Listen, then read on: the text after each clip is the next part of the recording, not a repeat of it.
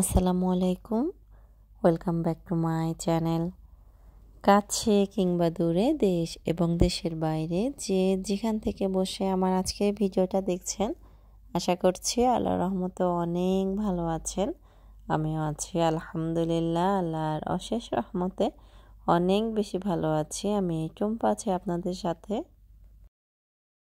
এখন তো হচ্ছে ডিসেম্বর মাস চলছে, তো এখন হচ্ছে বছরের মধ্যে সবচেয়ে ছোট দিন নভেম্বর মাস আর ডিসেম্বর মাস। এই দুটা মাস আমার কাছে লাগে যে দিন কোনখান দিয়ে আসে যায় আমি আসলে মিলাতে পারি না।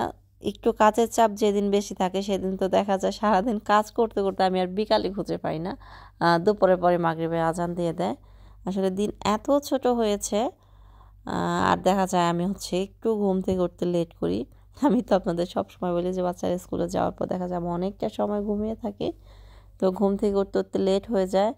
তারপর ঘুম থেকে ওঠার পর যে মানে একটার পর একটা কাজ থাকে, একটার পর একটা কাজ শেষ করি। আর দিন এত ছোট হয়ে গিয়েছে, এখন হচ্ছে কাতারে 4:45টার দিকে আজান দিয়ে দেয়। তো এত ছোট দিন হয়েছে যে আর কি দুপুরের পরই সন্ধ্যা হয়ে যায়। এখন আর কোনো বিকাল নাই, আছে না যে বিকালবেলা মানুষ কিছুটা সময় রেস্ট করে কিংবা একটু বাইরে যায়, এটা করে ওইটা করে। আমার কাছে মনে হয় যে দুপুরের পর আর এখন আর বিকাল নেই, দুপুরের পরই সন্ধ্যা। যেহেতু ঘুম থেকে উঠি একটু লেটে, তো সকালের ব্রেকফাস্টও দেখা যায় করতে করতে একটু লেট হয়ে যায়। তো আবার দুপুরে রান্না করতে একটু লেট হয়। আর কি দুপুরের খাবার খাই হচ্ছে আমরা মোটামুটি আসরের নামাজ পড়ে, আপনার 2:20-এর দিকে আসরের আজান দিয়ে দেয়। তো আসরের নামাজ পড়ে হচ্ছে দুপুরে খাবার খাই। তো দুপুরে খাবার খাওয়ার পর হচ্ছে টুকটাক থালাবাটি ক্লিন করতে করতে আমার পুরো রান্নাঘর আমার ক্লিন করা হয় না। আবার দেখা যায় সন্ধ্যা হয়ে যায়। তো এমনি নর্মালি তো গরমের দিনে দেখা যায় যে একদম আপনার 4টার দিকে মোটামুটি সব কাজ শেষ করে গোসল টোসল করে একদম বিকেলটা পুরা ফ্রি থাকে। এখন আর সে বিকেলটা হয় না, বিকেলে আর কি বিকেলই নাই, বিশ্বাস করেন। আমি কেন যেন সময়ের সাথে আর কাজের সাথে দৌড়িয়ে পারি না।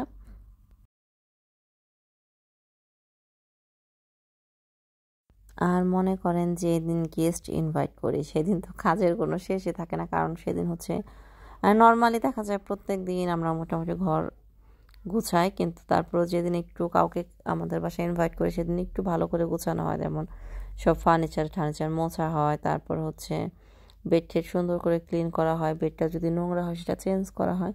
সব কিছু মিলে অনেক অনেক কাজ থাকে। আর আমাদের বাসার পাশে হচ্ছে নতুন একটা বাড়ি উঠাচ্ছে, একদম কনস্ট্রাকশনের কাজ চলছে। এত পরিমাণ ধুলা কি বলবো, মানে কিছুদিন পর পর ক্লিন করার পরও দেখা যায় এই পরিমাণ ধুলা জমে আছে।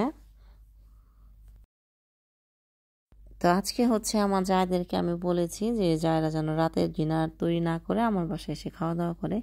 তো জায়দের জন্য হচ্ছে বিরিয়ানি রান্না করব। তো আমি চিন্তা করলাম যে অ্যাট ফার্স্টে পুরা ঘরটা সুন্দর করে গুছিয়ে তারপর কিচেনে যাই। তো আমি হচ্ছে ঘুম থেকে উঠেই বিরিয়ানির যে গরুর মাংস সেটা একদম আর কি বলে কষিয়ে রেখেছি। তো আমার যা এসে বিরিয়ানি বসাবে।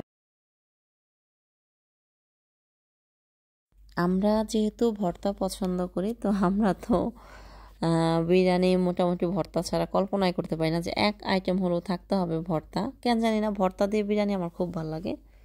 তো খুব একটা ঝামেলা করলাম না, যেহেতু বাচ্চাদের পরীক্ষা চলছিল। তো আজকে ধনিয়া পাতা ভর্তাটা হচ্ছে আমি ব্লেন্ডারে করে ফেলবো। ধনিয়া পাতা পাতায় বাটতে কিন্তু অনেক কষ্ট হয়, একদম সহজে মিহি হতে চায় না একদম, মানে যত ঘুচি করে কাটি তারপর কেমন যেন বাটতে অনেক কষ্ট হয়। তো চিন্তা করলাম ব্লেন্ডারে করে ফেলবো, বিরিয়ানির সাথে ব্লেন্ডারে ভর্তা মোটামুটি খাওয়াই যায়।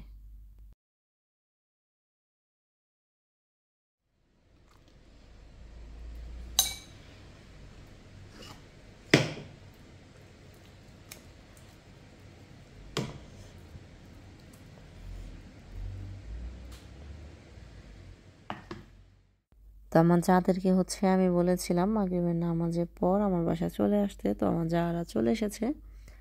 তো সবাই এসে কাজে লেগে গিয়েছে। আসলে দেখা যায় না, টুকটাক টুকটাক করে অনেক কাজ থাকে। আমার ছোটো যা হচ্ছে আপনার সালাদ কাটছিল, মেজো যা হচ্ছে আপনার ডিম সিদ্ধ করে তারপর ডিমগুলা ক্লিন করছিল। তো আমি চিন্তা করলাম তাহলে আমি আমার জায়েদের জন্য একটু এখানে নাস্তা রেডি করি। যেহেতু খালাম্মাও এসেছে, খালাম্মা এখন আসেনি, আসবে। খালাম্মাকে নাস্তা ভেজে হচ্ছে ডাক দেবো, খালাম্মা নামাজ পড়ছিল।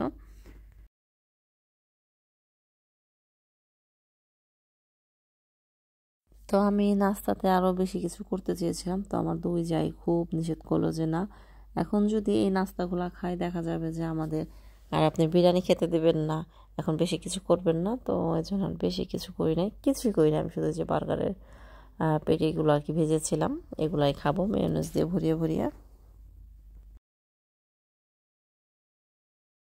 তা আমি অনেক বলেছিলাম যে একটু চা অন্তত বানাই, কেউ চা খাবে না, সবাই এক একজনের গ্যাস্ট্রিক বেড়েছে, কেউ চা খেলে বিরিয়ানি খেতে পারবে না, পরে আর কিছুই করা হয়নি। তো মোটামুটি হালকা পাতলা একটু নাস্তা করলাম, করার পর এখানে হচ্ছে বিরিয়ানির প্রিপারেশন করে নিচ্ছে আমার কি মেজোজা। এখানে হচ্ছে গাজর দিয়ে আলু দিয়ে হচ্ছে আজকে বিরিয়ানি রান্না করবো আর কি। মাংসের ভিতরে একটু গাজর একটু আলু ভেজে দিয়ে দিব, যেহেতু শীতের সময় চলে এসেছে। আসলে না আমার ঘরে আর কোনো সবজি ছিল না, যদি আপনার এখানে ফুলকপি, তারপর বরবটি, তারপর সবচেয়ে ভালো হতো যদি মটরশুঁটি দেওয়া যেত। মটরশুঁটিটা আসলে কাতারে সবসময় অ্যাভেলেবেল পাওয়া যায় না, তো আগেও ভাবে আসলে খেয়াল করা হয়নি। ফুলকপি আর বরবটি তো অ্যাভেলেবেল পাওয়া যায়, ফুলকপি আর বরবটি দিলে আসলে ভালো লাগতো, একটু কালারফুল হতো। চিন্তা করলাম অসুবিধা নাই, যা আছে তা দিয়ে চালিয়ে দিই। তো এখানে হচ্ছে আমার যা হচ্ছে আপনার বিরিয়ানি বসিয়ে দিয়েছে, আর আজকে বিরিয়ানিটা আমরা মোটামুটি একদম সাদা করে রান্না করব, কোনো রকম বিরিয়ানি মশলা দিইনি, একটু বেশি করে ঘি দিব, মোটামুটি ঘিয়ের গ্রানে বিরিয়ানি হবে। আপনি দেখেন আর কি, গরুর মাংস দিয়ে আমরা যখন বিরিয়ানি রান্না করি, গরুর মাংসের কিন্তু এক্সট্রা একটা নিজস্ব একটা ঘ্রাণ আছে। শুধুমাত্র ওই গরুর মাংস আর ঘি দিয়ে বিরিয়ানিটা রান্না করলে না, ওই বিরিয়ানিটা অনেক বেশি টেস্ট হয়, আমাদের কাছে অন্তত অনেক বেশি ভালো লাগে। আমি আর কি নিজেও পার্সোনালি বিরিয়ানি মশলা দিয়ে যে বিরিয়ানিটা রান্না করে ওইটা অত একটা ভালো লাগে না আমার কাছে।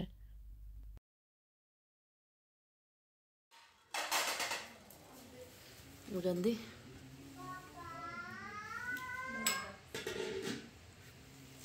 ঘি কি কম হয়েছে গো?